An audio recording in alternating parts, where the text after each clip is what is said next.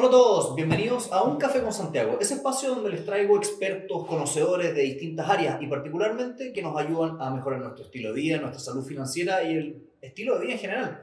Y hoy día quiero hablar de inversión inmobiliaria y les traje a dos expertos que son nada menos que los fundadores y socios de una empresa que se llama Tricapitals, José Tomás y Benjamín, quienes nos van a hablar de un montón de temas que yo personalmente no sabía, desde inversión en inmuebles normales, como un departamento como ustedes conocen, pero también loteos e incluso hasta cabinas. Se está hablando mucho de que la gente joven no está pudiendo comprar departamentos, no está pudiendo comprar casas porque le piden unos hipotecarios altísimos. Entonces, ahí la pregunta, o el dividendo del hipotecario más que otra cosa, ahí la pregunta que uno tiene como genuinamente es como, ustedes que están en el rubro inmobiliario, como, ¿cómo ven esto? ¿Esto es realmente una crisis? Una crisis, a ver, es verdad tal cual como decís tú, o sea, es un tema que a nosotros nos fascina, nos encanta. De hecho, yo lo converso mucho con mi papá. Mi papá también es desarrollador inmobiliario y está hace un montón de tiempo en el rubro y le encanta el rubro, entonces se nos da mucho el fin de semana, no sé, en el aperitivo, tomándonos una cerveza, hablar de este tipo de temas. Y justamente hicimos un comparativo hasta de cómo fue para él toda su vida y su proceso de ir comprándose propiedades. Gracias a él le ha ido súper bien, él es emprendedor también. Hicimos un comparativo de qué es lo que es hoy día para mí, ¿cierto? Enfrentar el rubro inmobiliario, los valores, los créditos, los precios, y realmente es una crisis desde el punto de vista que es mucho más caro. O sea, yo te diría que por 3 o por 4 lo que cuesta, el pie que tienes que juntar para llegar a la misma propiedad, y el valor del vivienda también es mucho más alto. Entonces, efectivamente, es mucho más complejo y es más difícil para los jóvenes hoy día y para cualquier persona en realidad acceder a, a su vivienda propia, o cualquier propiedad en Santiago, en Chile. Hoy en día una persona que se quiere comprar una propiedad, no sé, de 10.000 UF o 5.000 UF, porque es un número más fácil. Más o menos, ¿cuánto está el hipotecario eso? ¿Cuánto está el hipotecario? Bueno, es que hay hartas variantes que se meten en un hipotecario, ¿cierto? ¿Cuánto tú pones de pie, ¿cierto? La tasa de interés, que hoy día estamos hablando de un 5%, sería como lo típico, en UF, ¿cierto? Y también el plazo. Podéis pedir un crédito hipotecario a 10, a 15, a 20 y hasta 30 años plazo. ¿Qué conviene más? ¿30, 15? Depende mucho también. Pues ahí entra la disyuntiva de arrendar, comprar para inversión, para arrendarlo, ¿cierto? Ahí lo que conviene es tirarlo lo más largo posible, ¿cierto? Para tratar de cuadrar de mejor forma el arriendo con el dividendo, con la cuota del dividendo. Porque mientras más años, dividendo más pequeño. Dividendo más pequeño, correcto. Mientras más años plazo, el dividendo baja. Terminas pagando mucho más interés al final del camino, obviamente. Terminas en un crédito 30 años, obviamente. Pero si tú logras bajar la cuota y logras que el arriendo cubra esa cuota, la propiedad se va a pagar sola, como dicen. O si es que la dejas cuadrado, se termina pagando sola. Eso cada vez más difícil, obviamente, como tú mismo dijiste, porque las propiedades están más caras. Pero lo que no significa que no sea un buen momento para invertir o que no sea una buena inversión, ¿ya? Porque tenía el elemento clave de la inversión inmobiliaria, que es la plusvalía, ¿ya? Una cosa es la cuota que tú tienes que pagarle al banco todos los meses, y lo otro es la plusvalía, ¿ya? O sea, cuánto va a subir de precio tu propiedad en el tiempo, ¿ya? Y ahí hay que elegir bien el sector, ¿cierto? Para tratar de que suba lo más posible, obviamente. Sectores que estén bien conectados, ¿cierto? Sectores que tengan buena proyección de plusvalía. Hoy en día, ¿qué sectores son buenos para invertir?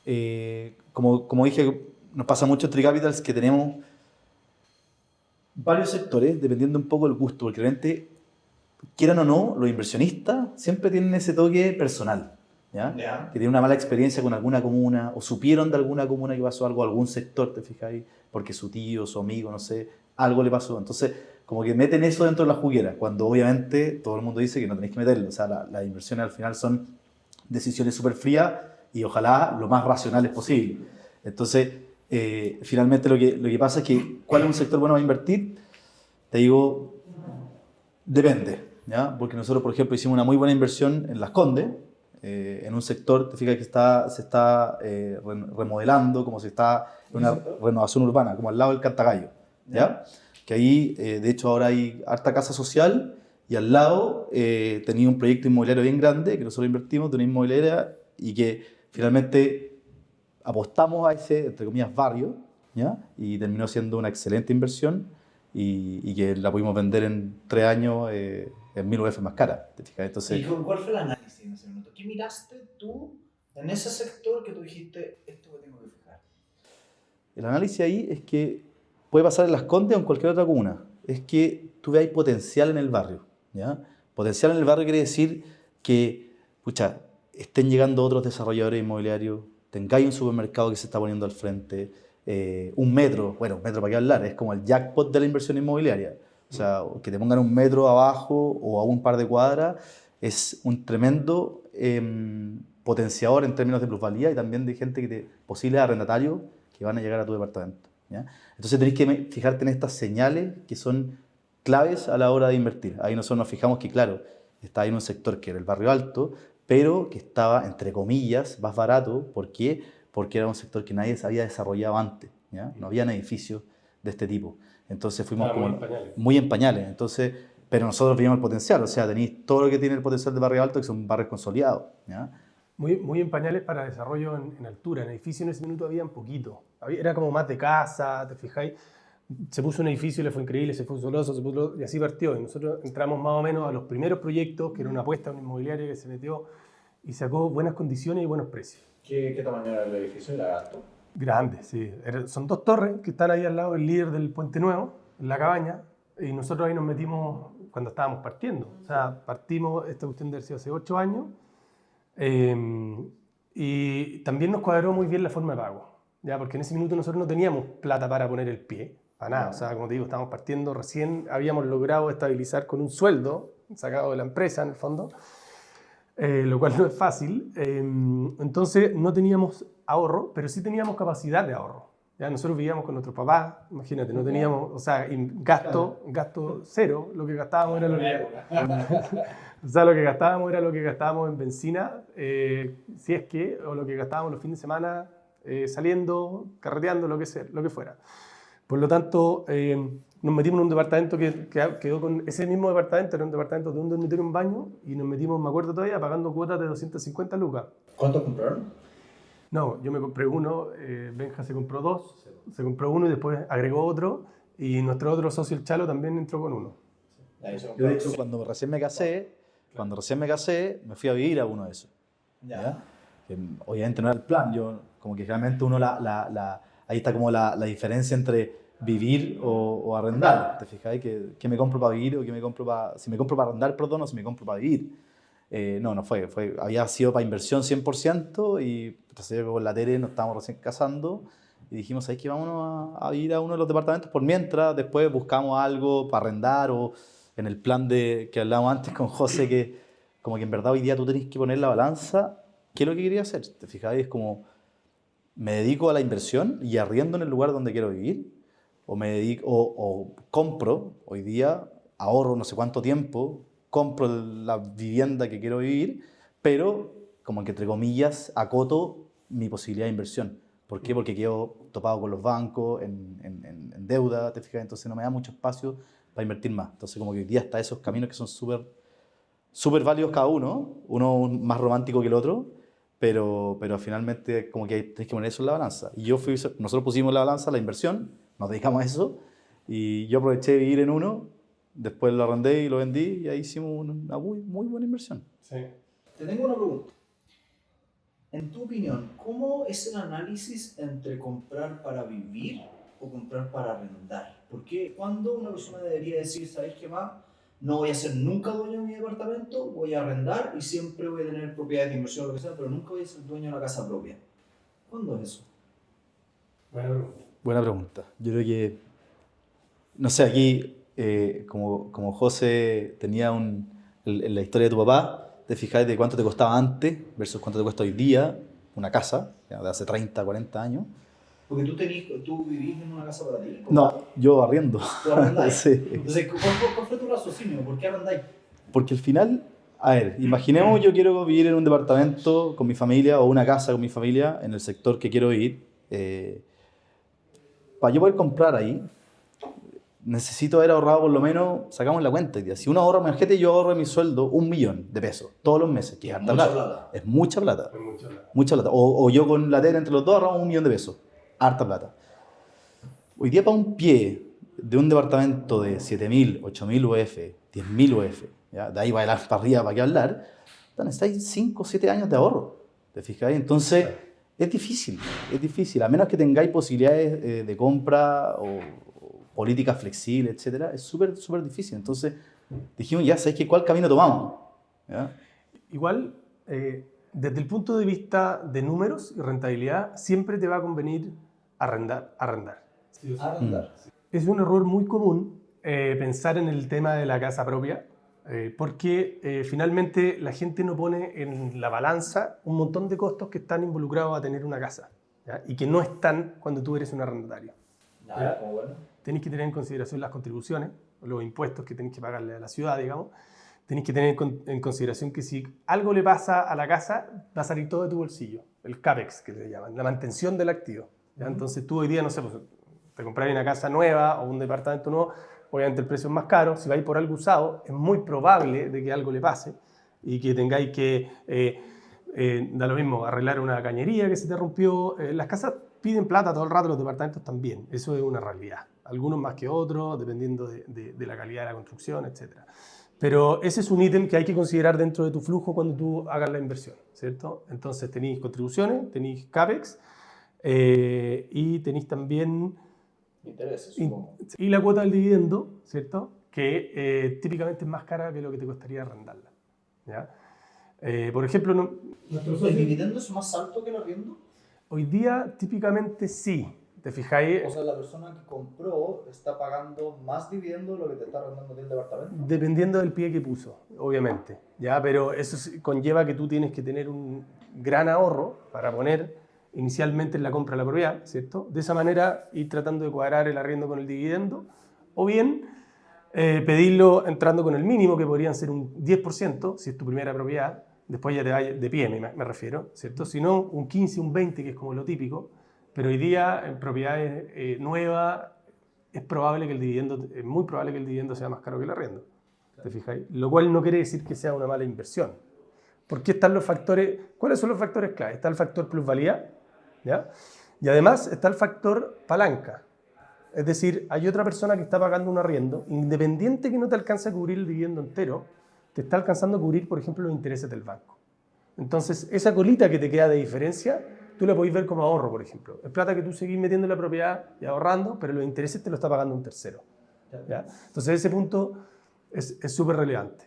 Y ahora hay un tema súper interesante que la gente no cacha, que es cómo están puestos los intereses de un dividendo hipotecario, que normalmente el capital no se paga a la misma velocidad que el interés. Claro. Normalmente es una pirámide inversa. Exactamente. Entonces, ¿qué quiere decir eso? Que la gente que invierte en propiedades olvida que los primeros años casi todo el dividendo que paga son intereses, sí, y después empieza a pagar capital. Lo cual quiere decir que si tú vendes dentro de los primeros años, normalmente no abonaste nada a capital. Por lo tanto, al banco le tienes que pagar casi lo mismo que te prestó. Sí. Entonces, está un poco esa cuestión media tramposa de que ya a cuántos años o cuántos años tengo que esperar para poder empezar a pagar capital. Sí. Y ustedes como profesionales de inversión, como en general, ¿cuántos años recomiendan mantener a una persona en la propiedad?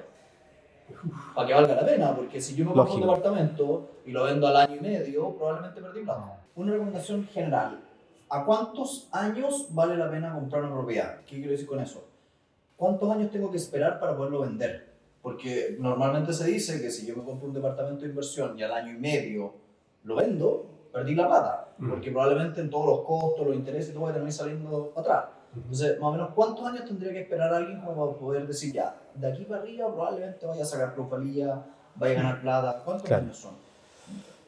Ojalá tuviera la bola de cristal para esa respuesta, no, pero generalmente son inversiones a largo plazo, o sea, 5 o más de 10 años, ¿ya? Principalmente porque para amortizar, ojalá, un buen porcentaje de la propiedad, para esperar que, obviamente, si compráis en un barrio que se está recién consolidando, esperar que ese barrio se consolide, que lleguen arrendatarios, que agarre moda o que agarre demanda de ese sector. Entonces, al final, si hacía una inversión inmobiliaria en un barrio, entre comillas, emergente, o sea, que está en desarrollo, es muy probable que tengáis que esperar 5 o 10 años. La llegada a un metro, le empiezan a llegar los supermercados, empiezan a llegar los hospitales, empiezan a llegar colegios, etcétera, etcétera, etcétera. Todo lo que conlleva un poco nuevos barrios en la inversión inmobiliaria. ¿Y cómo lo hacen ustedes para ayudar a la gente que está invirtiendo a no desesperarse?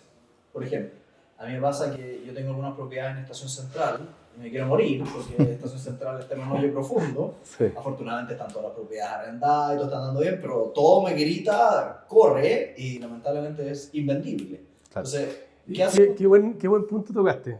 Muy buen punto, porque yo creo que el cuándo vender es súper subjetivo a qué está pasando afuera, en el mercado, qué está pasando con ese sector en particular. No hay una receta que te diga, mira, a los 5 años vende sí o sí. No, yo he conocido varios inversionistas que tienen esa teoría y que a los 5 venden clavado.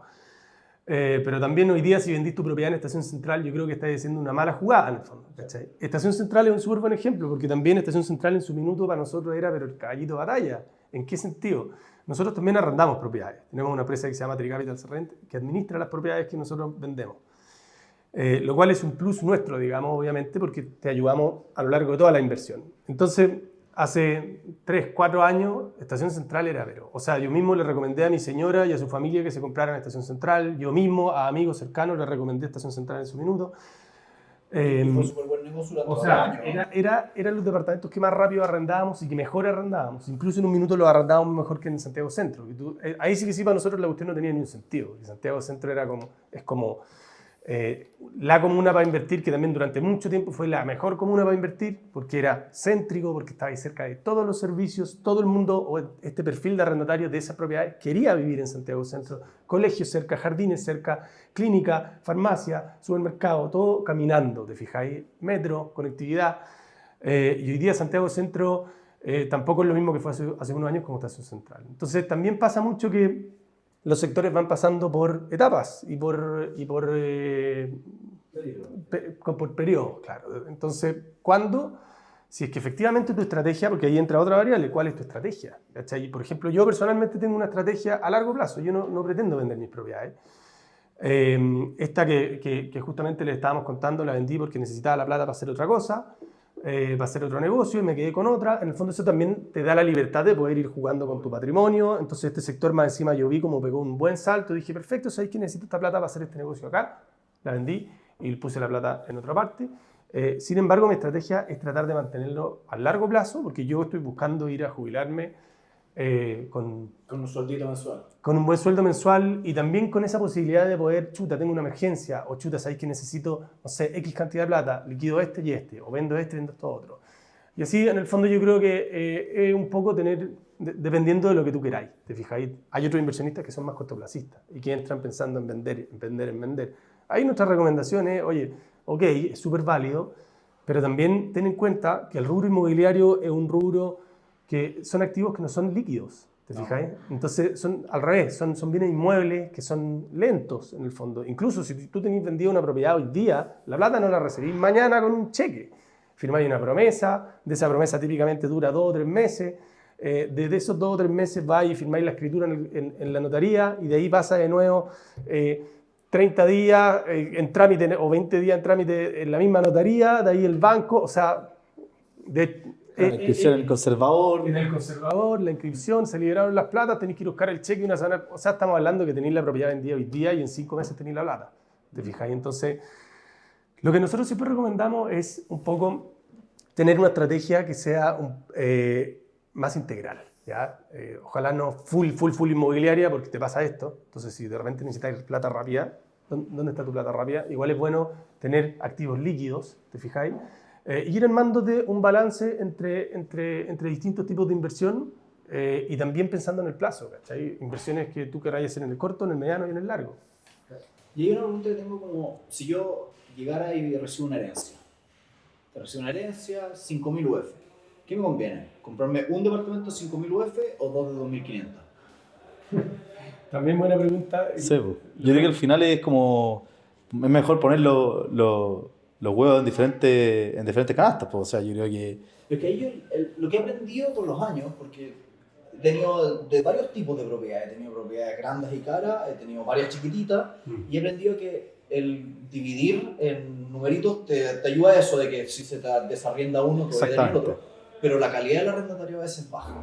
Entonces no sé ahí si es que se compensa. Es que hay dos tipos de propiedades, en realidad. En términos generales, porque obviamente que hay más, están las propiedades comerciales, pero hablando de departamentos en términos generales, o nosotros, dos tipos de inversionistas. Que es muy bueno el ejemplo que decís tú, oye, tengo 5.000 UF, ¿dónde? Y está el sector más oriente, se podría decir, de la capital, donde tenéis arrendatarios de un ingreso familiar mayor, ¿cierto? No sé, que pueden ir desde los 2 millones o 3 millones de pesos. Claro. Las Condes, Vitacura, Lo Barnechea, etc. Ñuñoa. Y tienes departamentos o el perfil de departamentos más chicos con ingresos familiares que van desde el 1.000.000 de pesos, ¿ya? Y ahí son departamentos que se arriendan en 300.000 pesos, 350.000 pesos. Entonces, si tú tienes esas 5.000 UF para invertir, te puedes ir por acá, ¿cierto? Por el sector oriente, efectivamente, te puedes poner más quisquilloso para elegir al arrendatario y probablemente ese arrendatario también va a estar más tiempo.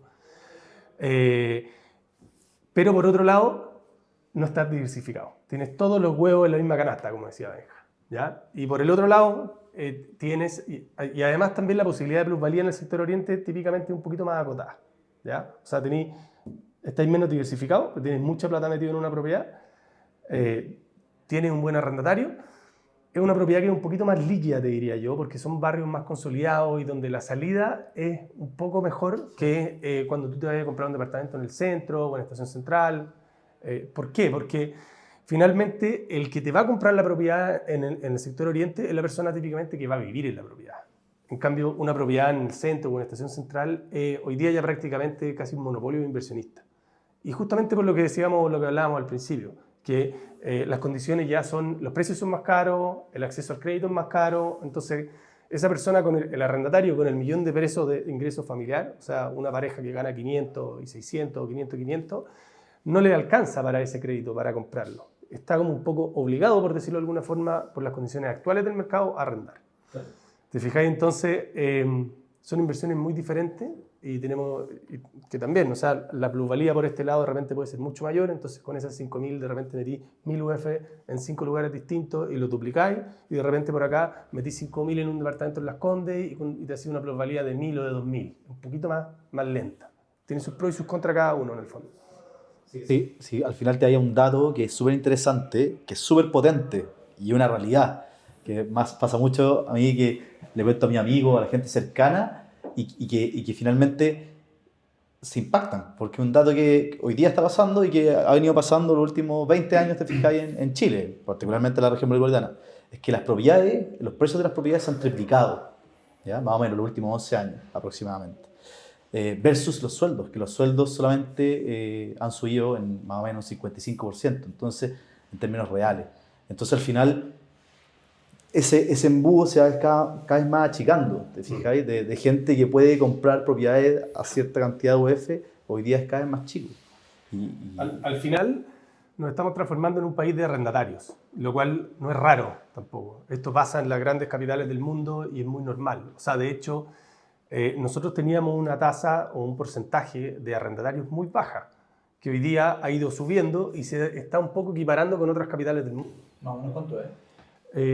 Hoy día estamos como en un 30%. Estamos como el 33% se estima, y siendo que nosotros cuando entramos al mundo inmobiliario hace 10 años atrás, el 2014-2015, estaba ahí cercano al 20%, ¿te fijas? Entonces, un país, no sé si conocen Statista. Sí. Perfecto, que es como esta plataforma que tira estadísticas alrededor del mundo, que hay un dato súper interesante, que ahí te dice como que los países desarrollados, países muy desarrollados, con ciudades muy densas, ¿ya? La tasa de arriendo es mucho más alta al 60%, o sea, 70-80%. 70% de la población está arrendando. De esa ciudad, en particularmente. Wow. En Alemania, el país, en Alemania es sobre el 60%, el país, ¿te fijas? Entonces, un poco es como ¿Y quién es dueño de ese 60% de las propiedades? Instituciones. Hoy día, por ejemplo, el multifamily en Chile es algo que hace, la evolución que ha tenido en los últimos 5 años es tremendo. O sea, hoy día, ¿cuánto multifamily hay hoy día? Como 120, 130 aproximadamente. Claro. Sí. Y nosotros cuando partimos habían como 3 o 4. Sí, literalmente. Para la gente que no sabe, ¿qué es un multifamily? Yo sí sé. Bueno, un multifamily es un edificio comprado por un cliente institucional, que puede ser un family office, o una empresa aseguradora, o un banco, y que está destinado 100% a la renta. Entonces se compran 200 departamentos y los tienen todos arrendados. Y los tienen todos arrendados, manejan el activo también de cierta forma, te arriendan los espacios comunes. Están básicamente rentando. Lo mismo que podríamos hacer uno en el fondo o que hacen los inversionistas hormiga. O sea, igual lo que encuentro interesante esta conversación, entonces, si deduzco bien, es que estamos en un país donde está subiendo la tasa de arrendatarios, lo cual quiere decir que si tú eres un inversionista inmobiliario que arrienda, esa evolución te conviene. Lógico. Porque probablemente Lógico. con los años vaya a tener más clientes potenciales. Totalmente. O sea, para allá va. Eso es una realidad. A mí no me gusta hablar mucho de Chile, porque en las regiones puede pasar son otros fenómenos que de repente no los leemos tanto, pero en la región metropolitana, que hoy día somos 8 millones de habitantes más o menos, para el 2035 vamos a ser 9 millones de habitantes, entonces es gente que necesita ir a algún lado, las propiedades son cada vez más caras y finalmente... Y hay otro dato interesante ahí, que no solamente estamos siendo más personas, sino que la conducta de las personas es distinta. Donde antes vivían 3 personas en una propiedad, en un departamento, en una casa, hoy día el promedio está acercándose a 1. ¿Te fijas? Entonces son viviendas más chicas donde viven la pareja, de repente con el perro y si es que con un niño. ¿Te fijas? Es una conducta que hace 10 o 15 o 20 o 30 años ya para nuestros papás para atrás era distinto.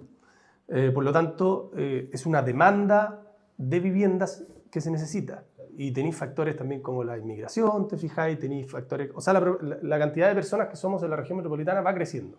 Y la cantidad de propiedades también va disminuyendo por temas de permiso. O sea, literalmente la cantidad de metros cuadrados que hoy día se pueden densificar y construir han ido en reducción sistemáticamente.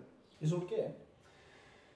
Temas políticos. Un tema político. Sí, principalmente temas políticos. Yo creo que justamente porque quieren tratar de parar un poco la densidad.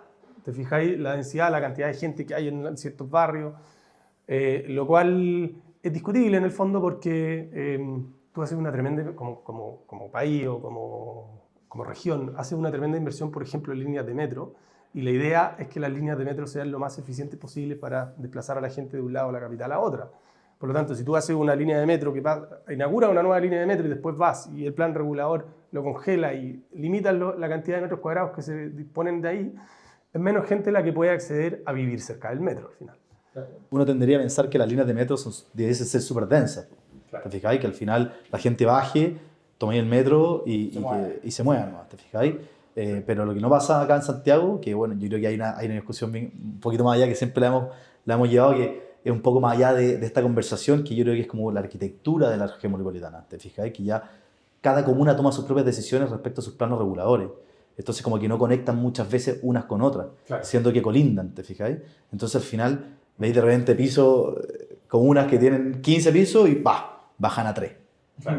Claro. Sí. Entonces como que no tiene mucho sentido y ahí bueno, hay toda una discusión arquitectónica respecto a quién debiese ordenar un poco la región, ¿te fijáis? O sea, la región metropolitana. Te quería volver un poco atrás, Santiago, a lo que estábamos hablando partimos conversando, ¿cierto? El aperitivo con mi papá los fines de semana, desarrollador inmobiliario también. Que ahí hay un ejemplo numérico muy, muy potente en la línea que íbamos de comprarse hoy día una propiedad versus lo que enfrentaron nuestros papás hace 30 o más de 30 años atrás. ¿Ya? Mi papá hace 35 años aproximadamente se compró una casa en Vitacura, en un rico barrio, una casa de 140 metros cuadrados, que le costó 2.200 UFs. ¡Qué maravilla! 2.200, la UF estaba a 2.800 pesos en esa época. O sea, le costó cerca de 6 millones de pesos, un poquito más, 6 millones de pesos la casa en Vitacura. Y él, en ese minuto tú pedías un crédito hipotecario, él puso el 20% de pie, o sea, 1,2 millones más o menos, para que te hagáis una idea. Y el hipotecario le quedó en 60 lucas, 60.000 pesos.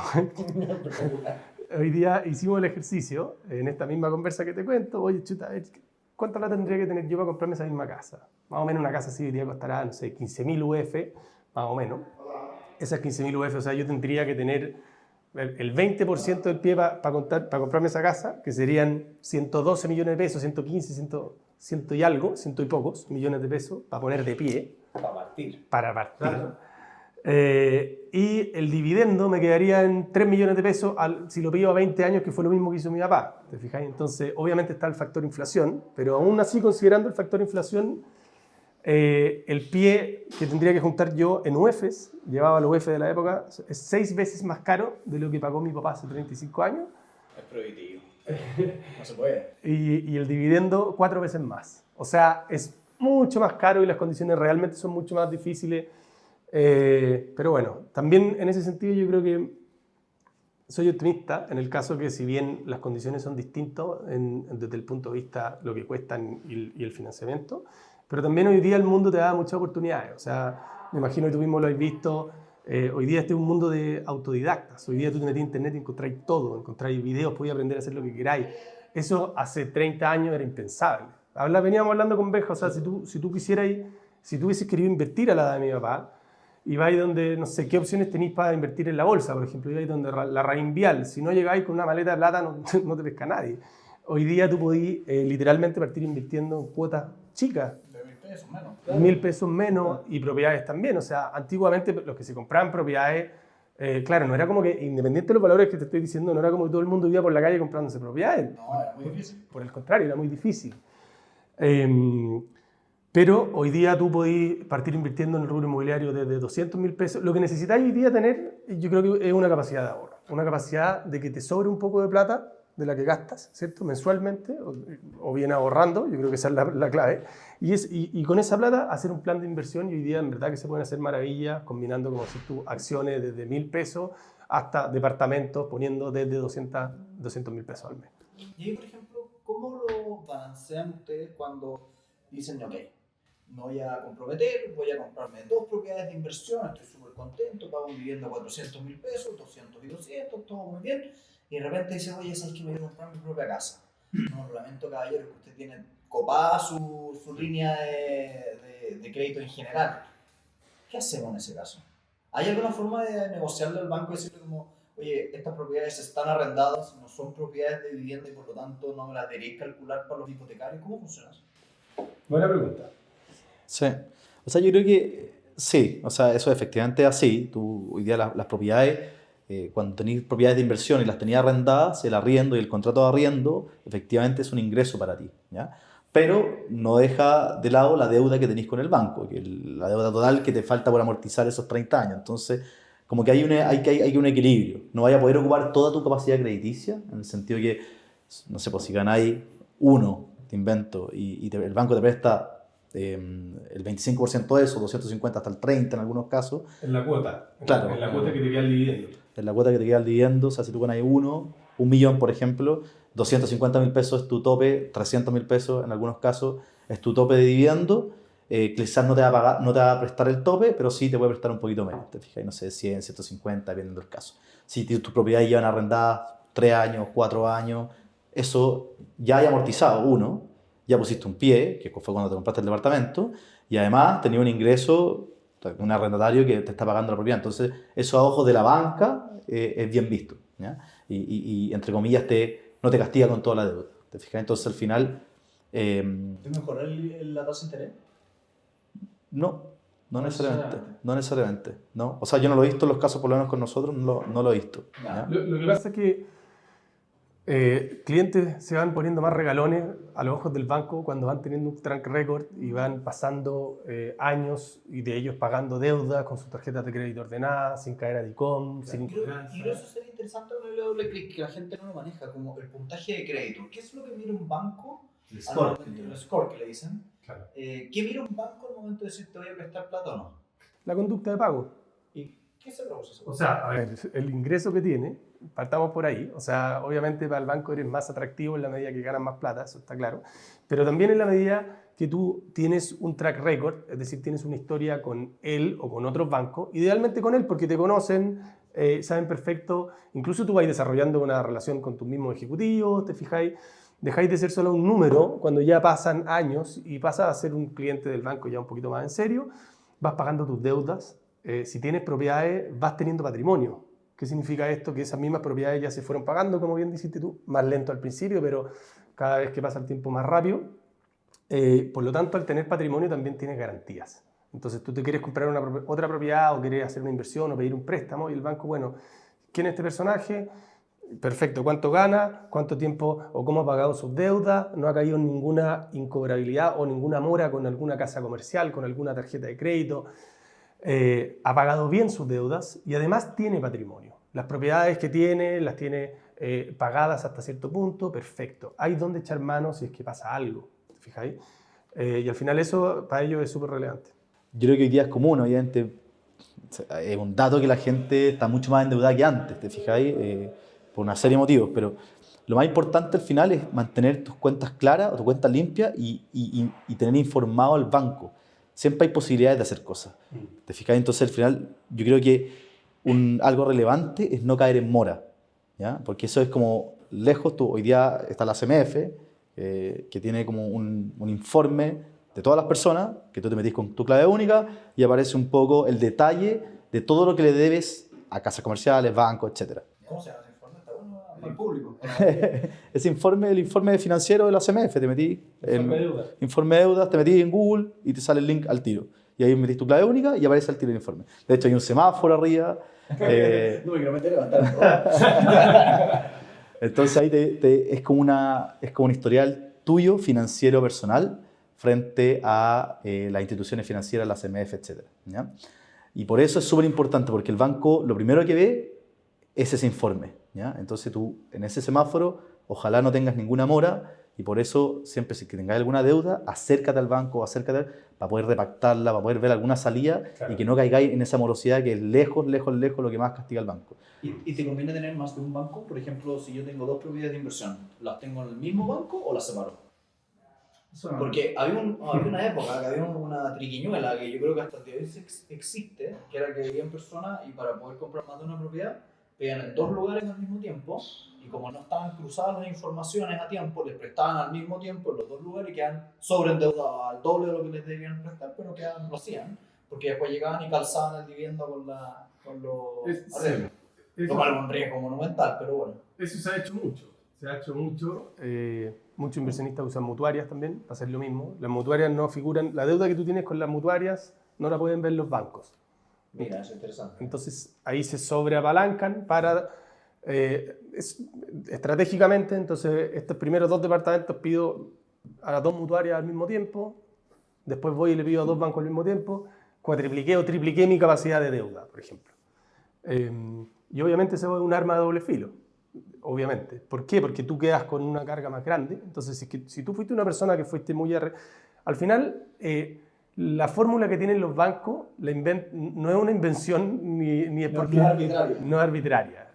La fórmula que tiene es porque, en el fondo, es el sentido que hace de que tú algún mes no tienes un arrendatario, por ejemplo. Y si ese mes no tiene un arrendatario, chuta, esa persona va a tener que sacar el dividendo de su bolsillo para pagarlo, ¿cierto? Por lo tanto, si es más de un 25, de un 30%, ya lo encuentro muy arriesgado. Porque él va a estar viviendo con el resto, con su sueldo, entonces imagínate ahora eso llevado a 4, quiere decir que llegaste al 100% de tu sueldo. Si por ABC motivo te quedaste con 4 departamentos sin arrendar o con 2 por aquí, se te empieza a apretar y puedes empezar a caer en default o en no pagar tus deudas, en el fondo.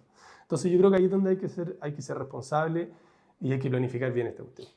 ¿Y ustedes como asesores, cuáles son como los errores comunes de asesoría que ven en el mercado? Porque he visto muchas veces que hay empresas que son poco serias y dan asesorías muy arriesgadas, si se quisiera. ¿Cuáles son los errores típicos que comete la gente? Nosotros nos reímos harto acá porque con José siempre nos estamos mandando no solo cosas de la inversión inmobiliaria. Nosotros tenemos varios negocios y como que nos vamos mandando hartas cosas entre nosotros como información, podcast, YouTube, Shorts, de todo. Y nos mandamos para reírnos un poco estas ofertones que encontráis en el mercado. Te fijas que está bien, pues en todos los mercados hay, pero al final yo creo que uno lo que tiene que tener en cuenta es quién es la persona que está detrás, ¿ya? ¿Quién es la empresa que está detrás?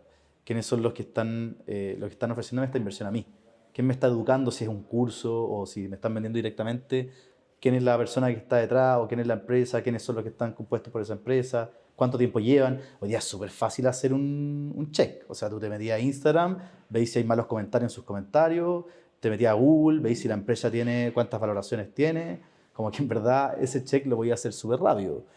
Claro, a lo que se refería Ángel, que también hay mucho gente... ¿Cuál es el ofertón más notable que han visto en el último tiempo? O sea, el ofertón típico que está de moda, creo yo, es como el hazte rico mientras duermes y ese tipo, y esa línea como de... Ya, si ves esa frase, sospecha. O sea, claro, tengo 20 departamentos de inversión, descubre tú cómo lo hice sin invertir, o sin plata, sin pies, y es como, chuta, la verdad que no funciona así ni aquí ni en ningún lado, digamos.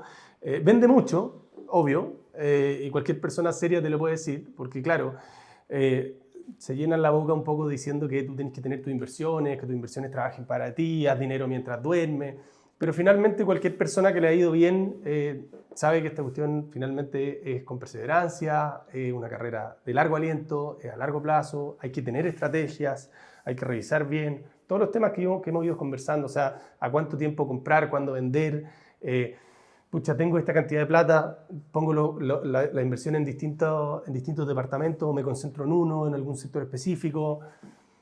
No hay atajos, no hay shortcuts, ¿cachai? Que al final es tú cuando las inversiones, y no solo en la inmobiliaria, en todas las inversiones, no es que te vayas a ser rico la noche a la mañana. ¿Quiénes son esa gente? Contado con los dedos de una mano. Lo peor de todo que pasa con las inversiones, y eso pasa mucho con las inversiones inmobiliarias, que yo me he fijado, que las historias buenas son muy contables, las historias malas nadie las cuenta. Sí. Por ejemplo, si tú te compraste un departamento y te instalaron un metro abajo, le vas a contar a todos tus amigos que hiciste la mejor inversión de la vida. Pero si te compraste un departamento donde no pasó nada, donde el barrio empeoró, donde las condiciones son malas y tenés mal arrendatario, no le vas a decir a nadie. Entonces, ¿qué te empieza a pasar? Que tenías una especie de sesgo sobreviviente donde solamente te cuentan las historias buenas. Entonces, nadie te dice, oye, invertir en inmobiliario sin hacer un buen análisis, a veces es un mal negocio. Sin lugar a dudas. Obvio, pero eso no es como la naturalidad del ser humano. Sí, como que a la gente le gusta contar la historia buena, me gané aquí, ¿no? Pero a nadie le gusta contar como, oye, la calle. Entonces, o sea, al final hay que entender que la inversión inmobiliaria es una inversión más dentro del mundo de las, de las inversiones, ¿cierto? Y todas las inversiones tienen un riesgo y un beneficio asociado. No hay ninguna inversión que esté libre de riesgo, eso para partir. Entonces, el que esté vendiendo que esta cuestión es libre de riesgo y te vaya a hacer rico de la noche a la mañana, claramente está vendiendo humo o está vendiendo algo para hacerse a beneficio de él, más que de la persona que está al otro lado, ¿ya? Entonces, y en inmuebles hay distintos grados de riesgo con el tipo de inmueble. Ustedes, por ejemplo, tú me contabas, Benja, que ustedes habían partido con loteos, por ejemplo. Sí.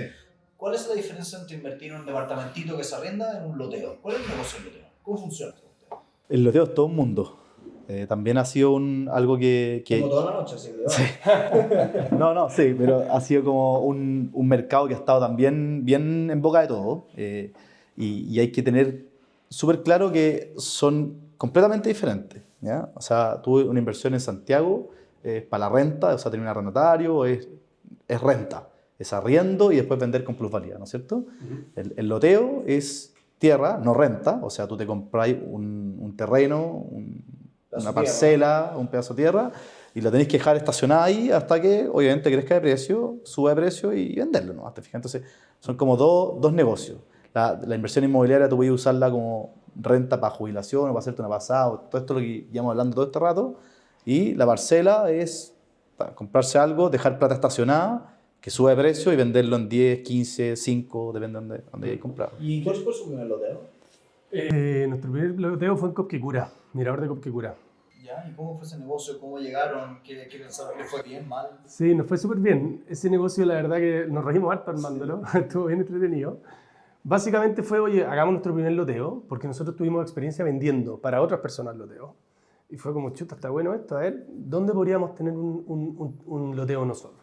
Y empezamos sondeando con nuestra gente, y empezó a sonar mucho Copquecura para ir a surfear, mucho Cureo y toda la zona. Y fue como, ya, vamos a buscar un terreno. Y nos subimos a la camioneta y empezamos a viajar cada 2 semanas, así, sin nada, digamos, a ver campo. A preguntarle a los pueblos, hola, pucha, hay un campito, caminando, buscar un letrero, se vende. Oiga, hola, ¿cuánto cuesta el campo? ¿Qué vende? Este pedazo está por aquí, este por allá. Y hasta que encontramos el campo indicado. ¿Y cómo encontraron? De hecho, es bien divertido porque nosotros fuimos varias veces, no sé, 8 veces, 5 horas para allá, 5 horas para acá, íbamos por el día.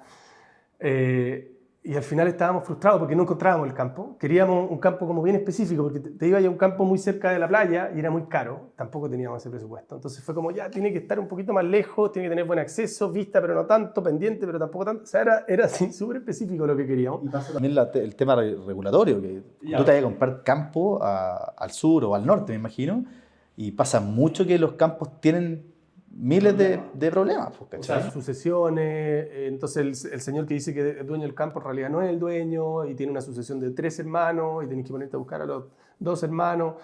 Entonces estábamos frustrados en un minuto y fue como... ¿Qué año fue esto? Esto fue hace 5 años o más. Como el 2016 creo que fue el partimos vendiendo Claro. Mirador de Son 8 ya. Sí. Se pasó. Y íbamos ya frustrados diciendo, pucha, qué ganas de que tuviera un cartel que salga estudio de títulos aprobados, se vende, y con el listado de todo lo que queríamos. Nosotros pasábamos siempre por un mismo camino y veíamos un cartel gigante que no nos preguntís por qué no lo habíamos visto. Y de repente ya estábamos en la última. Oye, ¿y ese cartel? Pero un cartel grande, era como un campo que se estaba a punto de rematar, ponte tú, se vende, campo, todo lo que queríamos. ¿Cuántas hectáreas? No me preguntís por qué no lo habíamos visto, 50 hectáreas. financiado por BCI. Financiado. Te juro por Dios que era como literal lo que estaba buscando, lo pasamos por el frente 15 veces y no lo vimos. Porque vimos el cartel tan grande y dijimos, ese campo debe ser carísimo. No lo pescamos. ¿Cuánto vale un campo así? ¿Cuánto le costó eso? Uy, que ese campo... No, barato, 250 millones me costó más o menos. ese campo, pero hace 8 años. 8.000 UF. 8.000 UF... 8.000 UF. No, ese fue. No, ese fue. Porque la UF era más barata también en su minuto, entonces no... ¿5.000 suena? Campo completo, Sí, no sé, era... ¿Y cuántas hectáreas? 15.000 UF. ¿15.000? 15.000 UF. Ah, 15.000 UF. 50 hectáreas. 50 hectáreas. ¿Y eso cuánto que viví? Ah, no, eran 350 millones, no 250. 350 millones. 350 millones.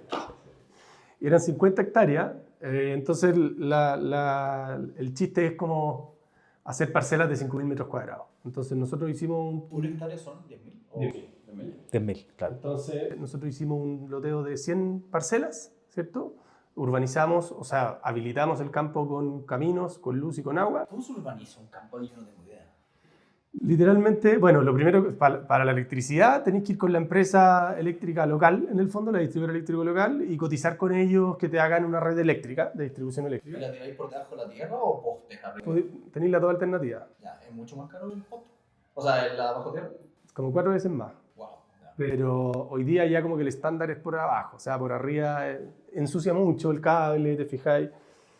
Pero ese lo hicimos por arriba, de hecho, porque los loteos han avanzado mucho, han salido en los últimos 8 años ha pasado mucho con los loteos, desde temas regulatorios hasta que todos empezaron a hacer lo mismo y la cuestión se fue un poco al chancho. Tú te conseguiste un arquitecto que lo Sí. dividiera, que le hiciera camino. Sí, mi hermano, de hecho, que trabajamos harto con él. Sí. Me gusta todo. Una mafia, ¿no? Sí, así que hicimos la distribución de agua, que eso también es literalmente hacer un pozo profundo. ¿Y cómo tú fuiste a buscar que tuviera agua antes de comprarlo? Correcto, era uno del letrero perfecto que te decía yo, era estudio de título, idealmente agua, y ojalá también que estuviera cerca de algún poste de luz o algo para tener accesibilidad a la luz. Y no tener que, porque si no tenés que meterte mucho para adentro y es costoso. ¿Y el alcantarillado? No hay alcantarillado, acá es solución individual que le llaman. Cada uno se hace una fosa séptica o una planta de tratación. De tratamiento. Y ustedes como loteadores no lo hacen. Lo hace cada persona que se compra la parcela. Correcto. Sí, la planta de tratamiento es típica. De hecho, está la fosa, que se usa mucho, ya la fosa séptica, que tenéis que limpiarla cada cierto tiempo y todo. Y después está la planta de tratamiento, que es un poco más cara, pero que es más ecológica con el medio ambiente. Y al final lo que hace ¿Qué hacen? que no tengáis que fosarla, sino que todo se transforma en abono para la tierra. ¿Una maquinita? No, de hecho es súper simple, te sorprendería lo simple que es. Ahí poní Google, planta de tratamiento individual y van a darse cuenta que es muy parecido a una fosa, de hecho. Sí, Ya. pero es un poquito más cara. Sí. Y ahí ustedes entonces dividieron esta cuestión en 50 pedacitos, no, en 100 pedacitos. Siempre ha sido. 100 pedacitos y ¿a cuánto vendieron cada uno? Partimos vendiendo en 13 millones y 15 millones, dependiendo si tenía vista o no, y después terminamos vendiendo 1000 UF. en 30 millones. 1000 UF de la época eran 26 millones de pesos. Entonces, ¿cuánto invirtieron y cuánto terminaron ganando? Invertimos 15.000 dijeron. 15.000 era el terreno, pero ahí había que sumar otros costos, ¿cierto? La urbanización o la habilitación, ¿cierto? La comercialización, que igual tuvimos harto tiempo, o sea, todavía nos quedan unos sitios, de hecho, unos pocos, como 2 sitios, que unos sitios que tienen harta pendiente y nos ha costado harto vender. Descuento que bajo. Si quiere más información acá. Sí. No me diga aquí. Sí, de hecho lo estamos vendiendo bien, bien barato. Y es porque, más que nada, porque la gente no se imagina cómo construir ahí. Pero está lleno de casas que se construyen en pendiente. De hecho, a mí me gusta la pendiente, obviamente hasta cierto punto, porque te genera más perspectiva, te fijáis, tiene todo un cuento, estáis cerca de un bosque, entonces la pendiente de repente es más entretenida que una casa plana, en el fondo, en donde veis la reja y te veis con el vecino así.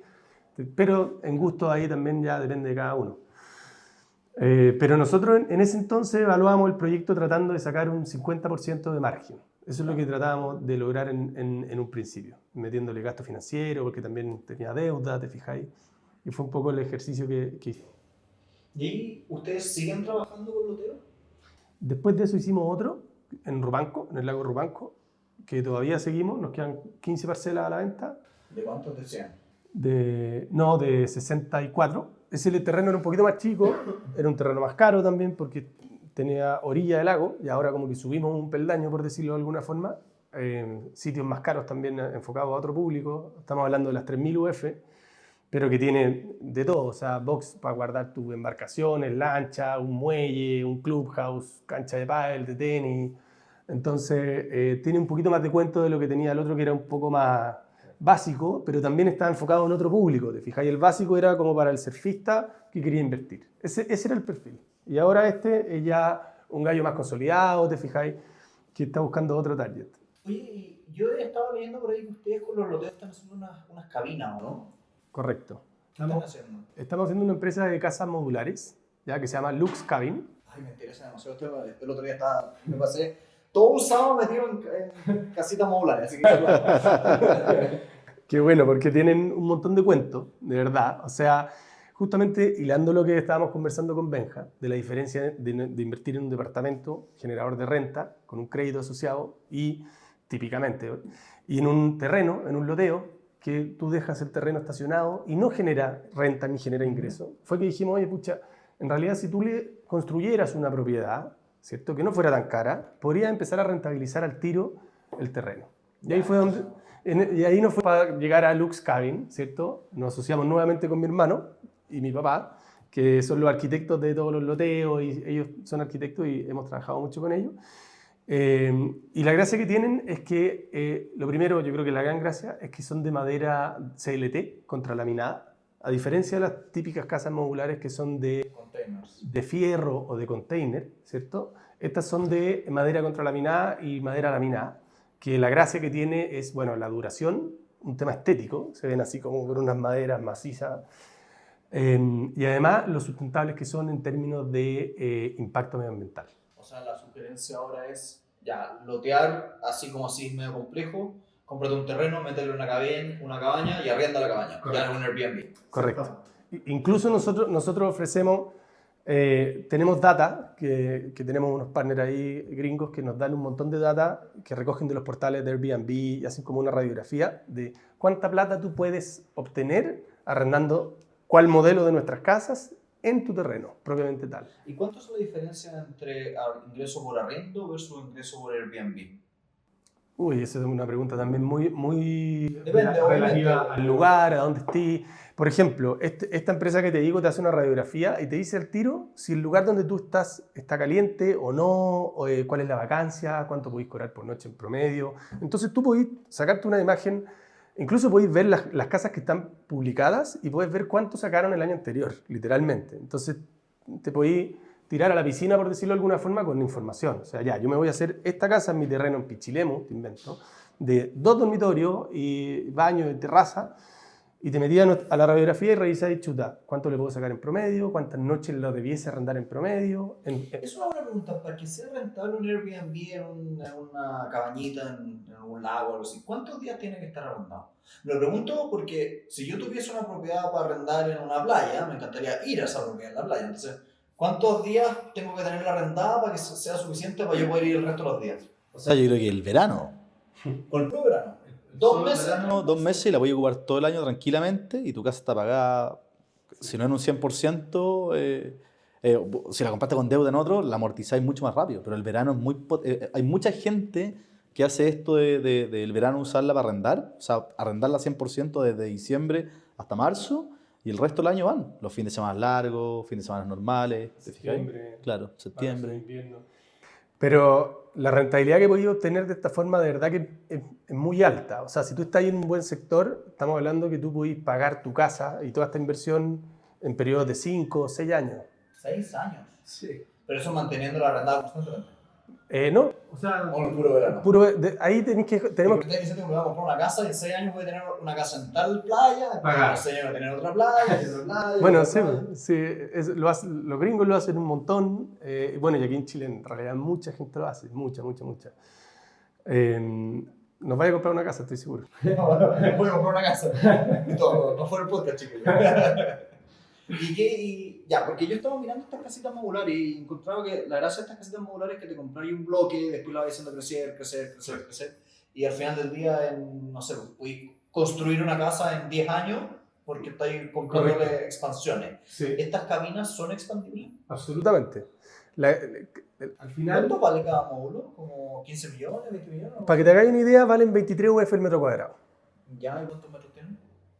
Tenemos muchos modelos, parten desde los 20 y hoy día llegamos hasta los 80. También tenemos la posibilidad de que tú, si quieres una más grande, bueno, conversemos y te la diseñamos un poquito a medida.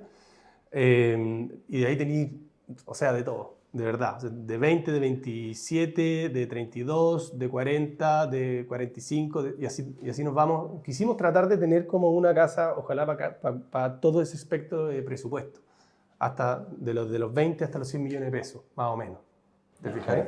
Claro. La gracia que tienen es que son transportables, ¿ya? O sea, literalmente, incluso se podría dar el escenario que tú quisieras, te voy a poner un caso hipotético, tener 5 años una casa en Maitencillo y después te la querías llevar a Pichilemu porque te aburriste de Maitencillo. También lo podrías hacer. Mira, claro. Es una buena pregunta. ¿Usted tienes que sacar un permiso de edificación de estas casas? No. ¿Tenés que conectarlas a algo? ¿O son como una casa rodante? O sea, depende de dónde esté tu terreno, ¿te fijáis? Pero si tu terreno tiene conexión al agua y la luz, es llegar y conectarlos nomás. Si no tenéis acceso a luz y agua, obviamente hay otras alternativas. Tenéis, no sé, pues, paneles solares, tenéis, ¿cómo se llama? Las mismas fosas, las plantas de tratamiento para el alcantarillado, también tenéis conexión al agua, podéis hacer tu propio pozo en tu mismo terreno, de ahí sacáis agua, ¿te fijáis? Obviamente ahí depende del sector, en qué región geográfica estés, etcétera, pero... Y ahí es un poco decisión tuya si tú quieres regularizarla con la municipalidad o no. Nosotros también Ya, pero lo correcto es regularizarla. Lo correcto es regularizarla, claro. Aunque en estricto rigor estas cabinas no se consideran un bien inmueble. O sea, nosotros, por ejemplo, tratamos de hablar con bancos para que nos financiaran a nuestros clientes, y siempre el tope es que al banco le molesta que sean movibles.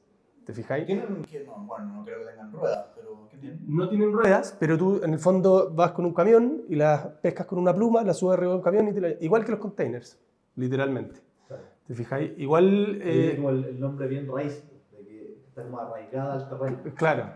Entonces, los bancos convencionalmente no nos financian por lo que te estamos contando, ¿no? Porque son movibles, pero sí lo estamos solucionando con otras instituciones financieras, y estamos ahí ya a puertas de tener listo un financiamiento. Entonces, además, tú vas a poder, si ya tienes tu terreno, porque fuiste de los que compró en este furor de las parcelas en el fondo, vas a poder entrar con muy poca plata. O sea, te estoy hablando que ponías un pie de 5 millones y esta cuota incluso nosotros te podemos calcular cómo te va a quedar con el análisis del Airbnb. Entonces, teóricamente podríais pagar esta cuota y aquí ya los 6 años que te dije se alargan por el interés, pero en 10 años podríais tener la casa pagada completa con financiamiento.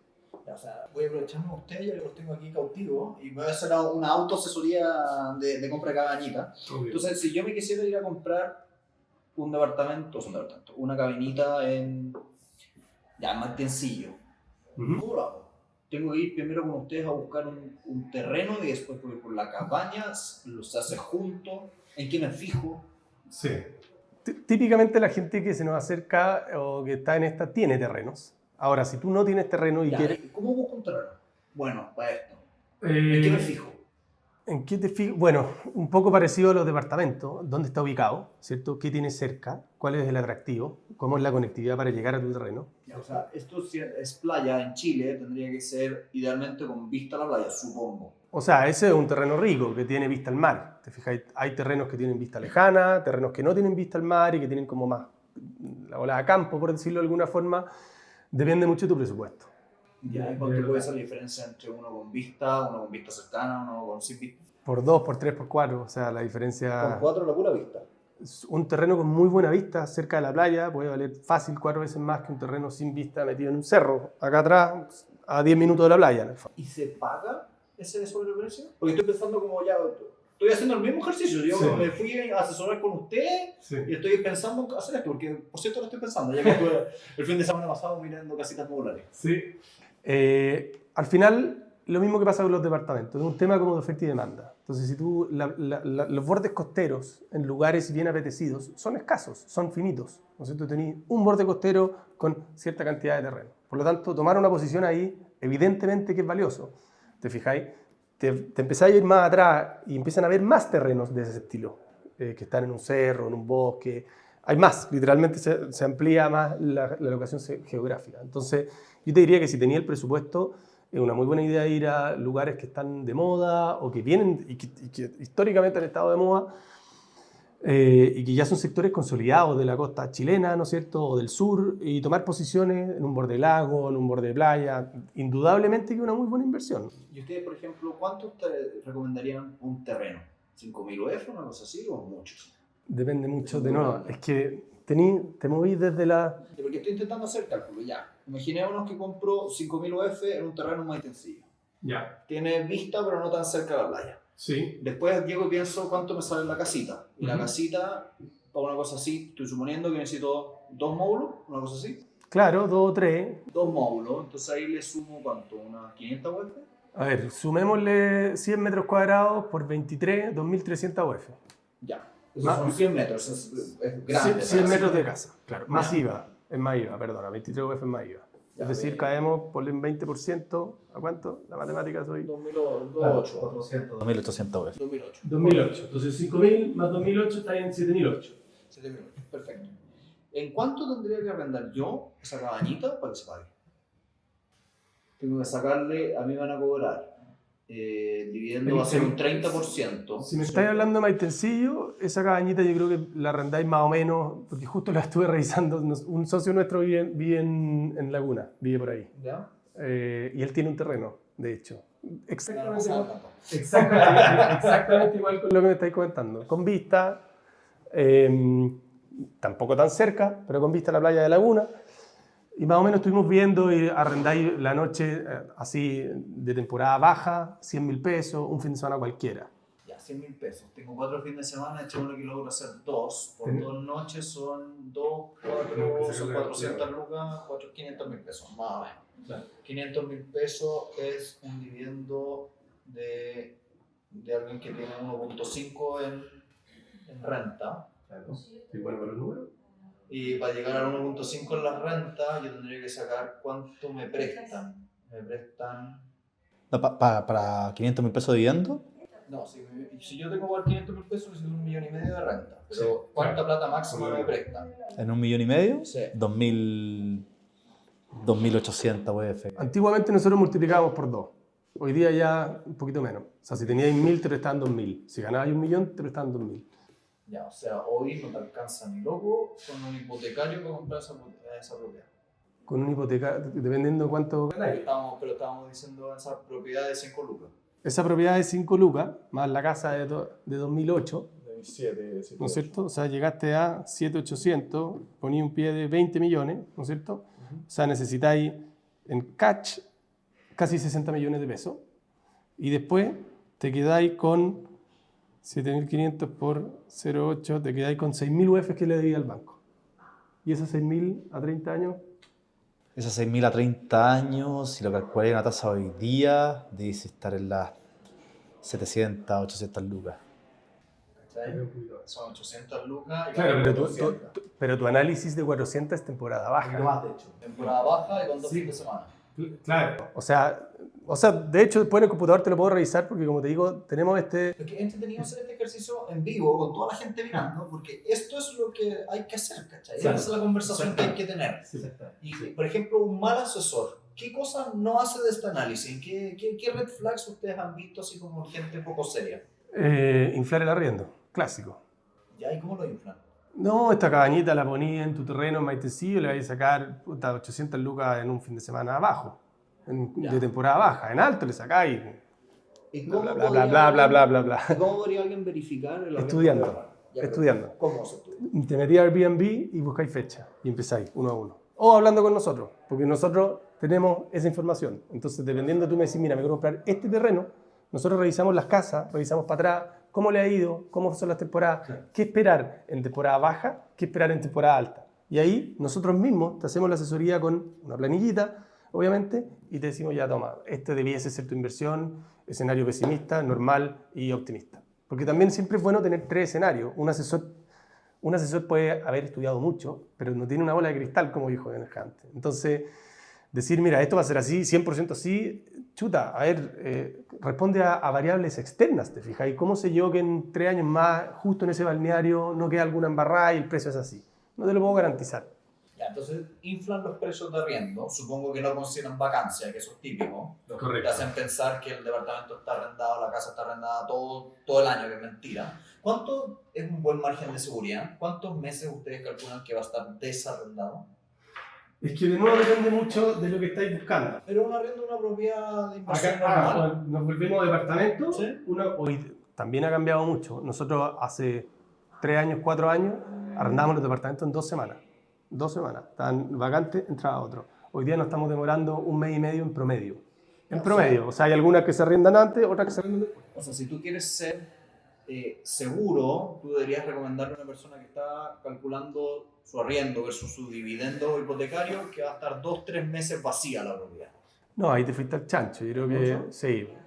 1 y medio está bien, es el promedio. O sea, nosotros todavía hay propiedades que las arrendamos a la semana, a las 2 semanas, a las 3, pero también hay otras que se nos van a 2 meses.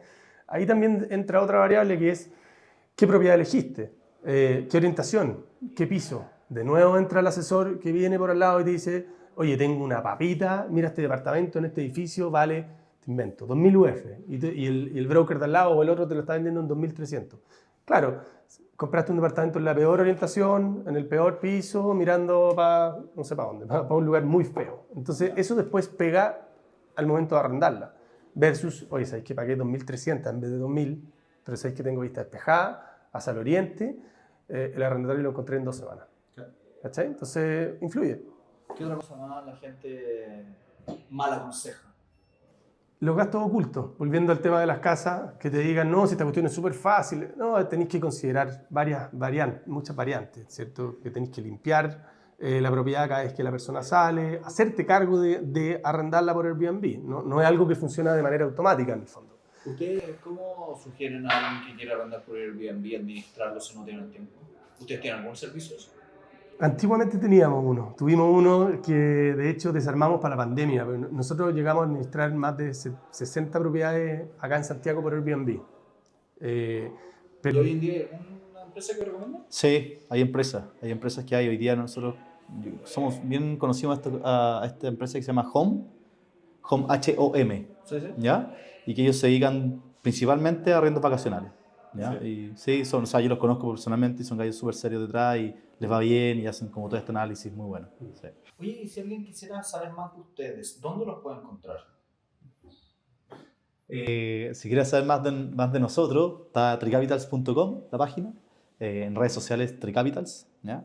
De hecho, hay un curso gratis que pueden hacer, que es un ebook, que tú creo que lo viste, Santiago, yo te lo mandé.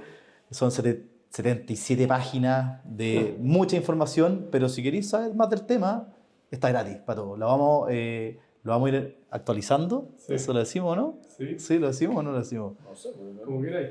Claro, que da lo mismo. Sí. Sigue. No, pues, pero parte para ver si es un ebook que tiene mucha información, tiene un par de datos desactualizados, pero la idea es siempre estar actualizado de aquí para adelante. Pues, bueno. Sí, y también lo que hablamos de las casas modulares se llama luxkine, luxkine.com, y en Instagram luxkines. Y también, ahí nos pueden encontrar, la página web está quedando bien enchora, o sea, estamos recién lanzando, está quedando bien entretenida porque, como te cuento, tú puedes poner la dirección en donde quieres hacer tu casa y te va a arrojar información de cuánta plata y qué vacancia, cuánta es la tarifa por noche promedio, qué porcentaje de vacancia vas a tener en el lugar específico por el modelo específico que a ti te gusta. A ti te gusta la de 40 metros cuadrados, es más sencillo y te va a decir, te va a dar el rango de precios que agarra de Airbnb, que toma Airbnb. Perfecto.